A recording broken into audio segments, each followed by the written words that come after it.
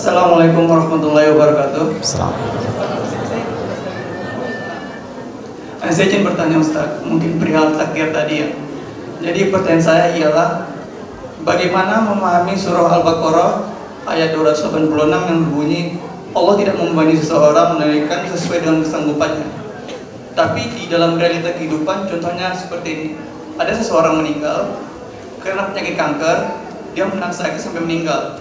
Ada orang saking stresnya sampai dia gila. Tapi dia itu tetap menerapkan iman di nadir. Ini di kampung saya sendiri, dia gila tapi dia sholat. Apakah Allah menguji mereka dengan sakit tapi mereka tidak tahan? Sedangkan di ayat tersebut Allah tidak menguji mereka sesuai dengan kesanggupannya. Kita kan tahu nih, manusia diuji sesuai dengan tahap intoleransi, kesabaran dan kesulitan mereka masing-masing. Mohon penjelasannya Ustaz. Terima kasih. Baik, saya langsung ya supaya tidak terjeda dan feel-nya bisa didapatkan. Saya ingin cerita sedikit Mas. Satu kali di awal saya pulang ke Indonesia dan saya kemudian mengajar di Bekasi. Ada satu pengajian ibu-ibu perempuan khusus untuk perempuan di hari Kamis. Saat terselenggara itu, satu kajian pertama full, kajian kedua tiba-tiba satu orang tidak ada. Kemudian di belakang, menarik ya, mulai menangis. Saya tanya kenapa di belakang menangis. Ibu itu menjawab, Ustadz, si Fulana tidak bisa bersama kita karena sedang berjuang sakit. Mohon doa. Baik, saya bilang kita doakan setelah selesai kajian ya. Begitu kemudian saya lanjutkan, jeda sebentar, nggak sampai 5 menit, di belakang terisak. Saya tanya kenapa Bu? Ternyata yang tadi kita akan doakan sudah meninggal dunia. Inna lillahi wa inna ilaihi raji'un. Baik. Setelah itu singkatnya, malam kami datang takziah. Anda tahu apa yang terjadi?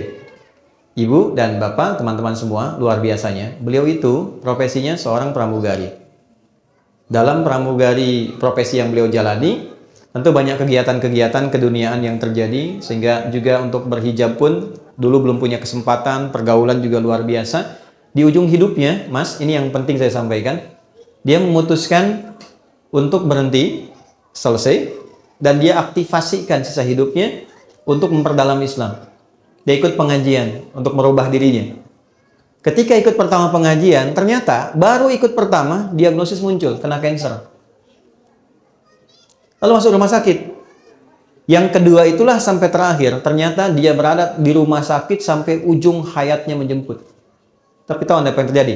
Ketika saya datang takziah, yang datang itu ibu-ibu pengajiannya, teman suaminya dari jamaah subuhnya, teman-teman lingkungan masjidnya, sedangkan teman seprofesinya belum bisa datang, di malam itu hanya mengirimkan bunga.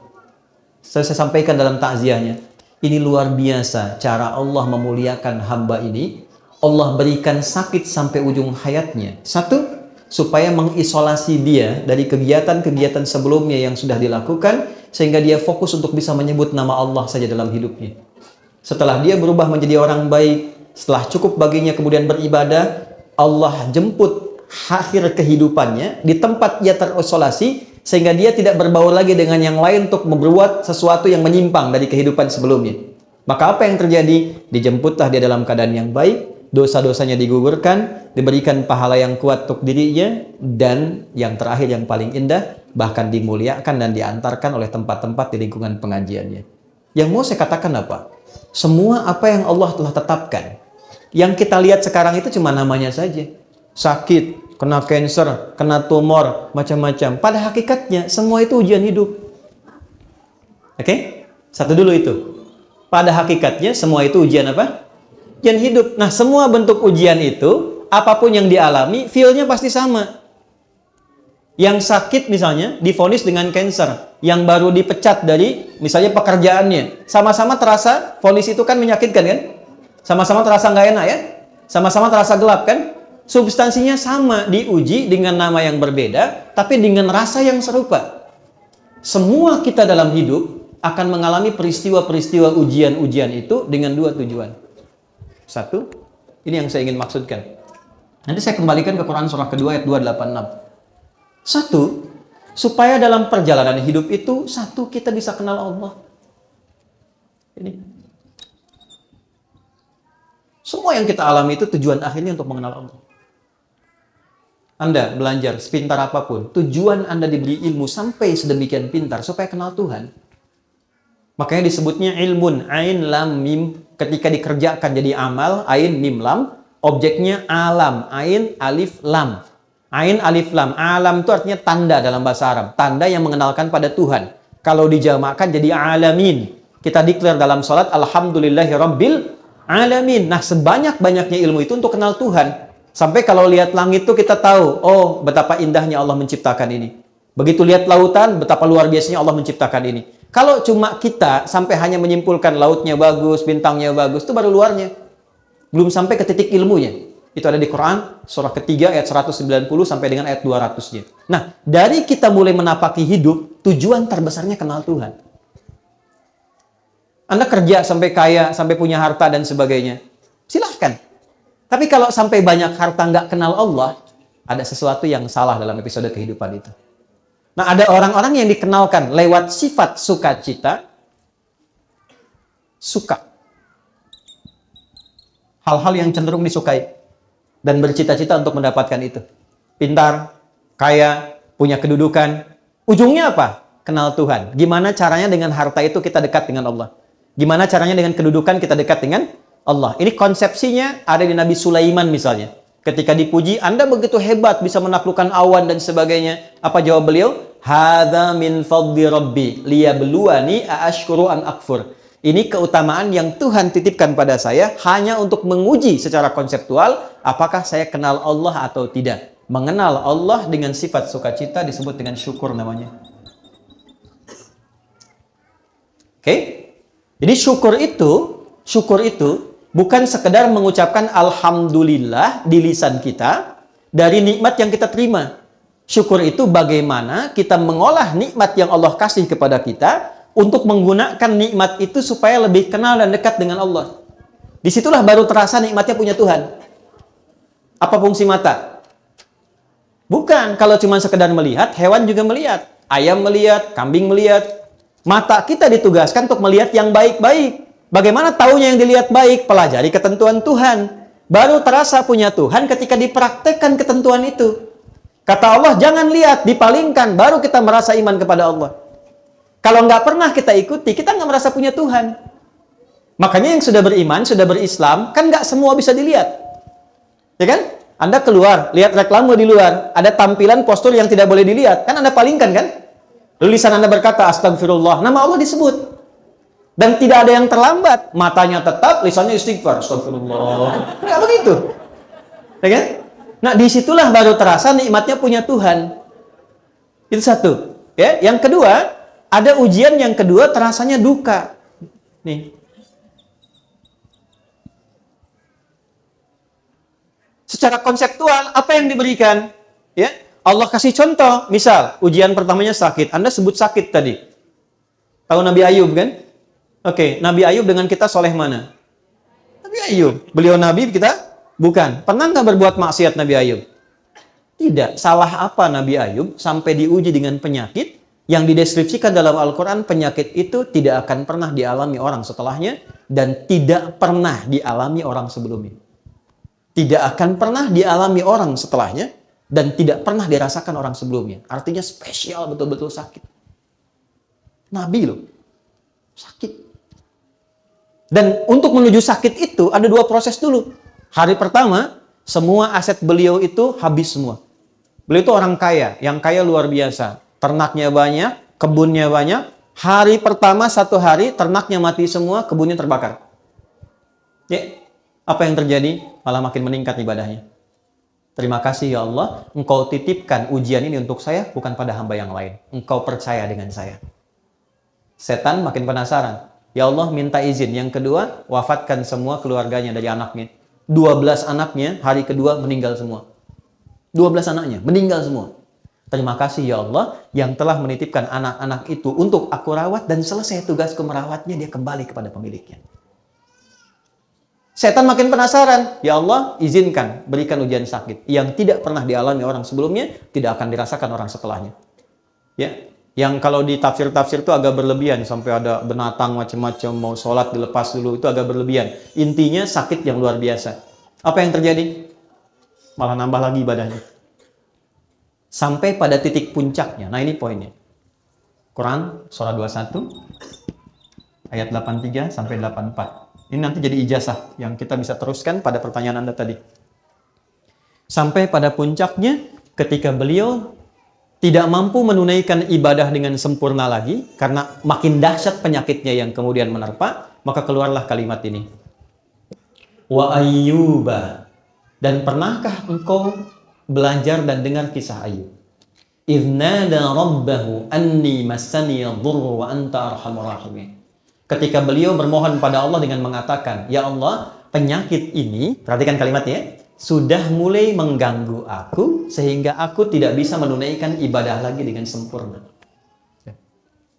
Jadi minta sembuhnya itu bukan sekedar ingin sehat, tapi motivasinya untuk lebih mendekati Allah. Anda kalau sakit pengen sehat, biasanya kan pengen sehat kan? Nah, setelah sehat tuh mau ngapain? Di Quran itu ada panduan yang sangat indah. Kalau penyakit Anda ingin disembuhkan, ya, dengan cepat, tatkala orang memvonis Anda mustahil, tidak mungkin dan sebagainya, maka satu hal yang pernah dicontohkan Nabi Ayub, arahkan kesembuhan itu dengan tujuan untuk meningkatkan kedekatan diri dengan Allah. Ya Allah, penyakit ini sudah mulai menghambat hamba untuk semakin meningkatkan ibadah kepadamu. Sedangkan kau yang paling sayang kepadaku. Kalau pada yang paling sayang tidak menyembuhkan, kepada siapa lagi aku mesti berharap? Wa anta arhamur rahimin. Apa yang terjadi? Fastajabna. Dijawab itu dengan cepat tanpa jeda. Harfu aqfin rabitin baina syai'aini bila hudud. Paham? Tidak. Huruf yang menyambungkan dua peristiwa dengan cepat tanpa jeda. Peristiwa pertama berdoa, peristiwa kedua dikabulkan doanya. Antara berdoa dengan dikabulkan doanya tanpa jeda. Begitu bermohon, seketika dikabulkan. Tapi kapan pengabulan itu terjadi? Ketika sabar dijalani.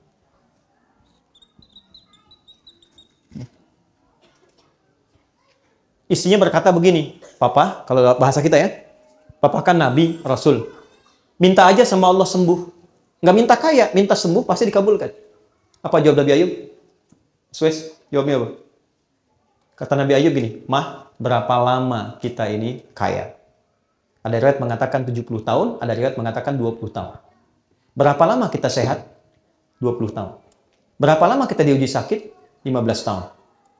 Nanti sajalah saat sakitnya sama dengan ujian sehatnya. Selama 20 tahun, baru aku minta kepada Allah. Aku malu diuji sehat 20 tahun, diuji keberkahan 20 tahun, baru diuji sakit, sabarnya belum optimal, aku sudah minta kepada Allah. Nanti saja, kalau sudah sama ujian sakit dengan sehatnya, baru aku minta. Tapi ini bukan level yang kita harus tiru gitu kan? Tidak, bukan begitu maksudnya. Saya ingin tunjukkan bagaimana beliau mengelola implementasi sabar dalam kehidupan. Jadi ketika seseorang bisa melihat syukur dan sabar, dua anugerah yang ditampilkan untuk mengenal Allah, disitulah semua jadi netral. Ini yang dimaksud hadis Nabi dalam Sahih Al-Bukhari, ajaban li amril mu'min. Orang Islam itu kalau imannya sudah mulai meningkat, akan terjadi peristiwa yang mengagumkan. Apa yang terjadi? Jika dia merasakan senang, dia bersyukur. Jika dia diuji dengan musibah yang terasa duka, dia bersabar. Sehingga semua terlihat netral untuk mengenal dan mendekat kepada Allah Subhanahu wa Ta'ala.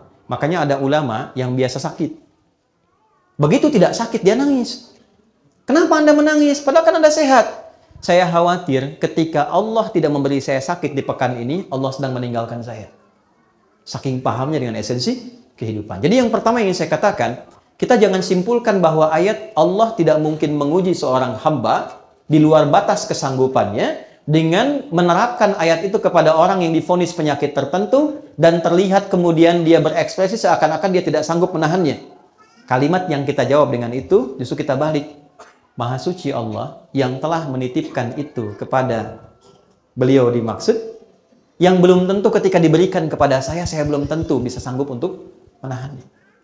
Yang diberikan kepada orang lain belum tentu sanggup menjalaninya. Diberikan kepada hamba yang ini karena dipilih dia dengan itu, satu, meningkatkan kesabarannya. Dia dapat peluang ibadah. Jadi kalau Anda menghadapi apapun, persepsikan itu dalam bahasa Quran, satu, sebagai peluang ibadah untuk mengenal dan mendekat kepada Allah dengan apa yang khusus diberikan pada kita, bukan pada orang lain. Ini mahal. Di situ kita sering berdoa kan? Di situ kita sering sebut namanya. Berapa banyak yang dinilai? Di situ kita simpulkan untuk kreatif, menjalani hidup dengan baik. Di situ kita simpulkan untuk tidak memanfaatkan waktu dengan baik, tidak sia-sia lagi. Mahal. Yang belum tentu kita dapatkan itu pada situasi yang orang sebut dengan kata-kata dia sehat. Jadi pada akhirnya, sakit dan sehat itu hanya titipan dari Allah untuk semakin meningkatkan ibadah kita kepada-Nya. Bagian pertama ini.